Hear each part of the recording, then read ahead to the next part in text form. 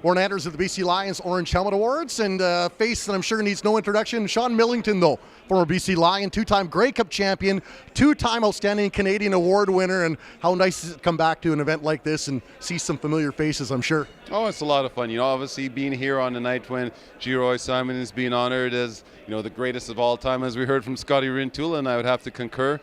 It was kind of neat to see him start out his career and now to see where it has culminated in. It's a great night, and it's one of those things where you think the Lions have put this whole thing together, and I've watched it grow over all the years, and it's just heartening to see football having that level of success in BC. Take us back to playing minor football in BC, like some of these young men and women that have been on stage, and what got you involved, and what are some of your favorite memories? Well, interestingly enough, I only got involved with football just because when I moved from junior high to senior high, the football, there was nothing to do in the spring or in the fall because rugby season used to be in the fall, and it changed in senior high to spring. So I thought, why don't I try out for football? And, one thing led to another, and here we are, however many years later.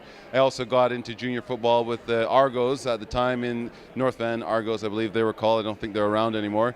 But that was an experience that I had right before going to university. And all of those sort of levels of football, I think, really taught me a lot of things and really formed the basis for, the player I became eventually. You were a fan favorite in BC. Is there anything from your time in BC that really sticks out to you? Well, of course, the 94 Grey Cup is a pretty big deal. Having it here at home, being in front of your hometown fans, going up against the United States, the country versus country kind of controversy of the week, and being able to actually win the game and be an instrumental part of that happening. It was all a very heady time. And at the time, I owned a nightclub downtown, so we also, after the game, it was great because, you come back to your own establishment as the conquering victors, and it was just a lot of fun.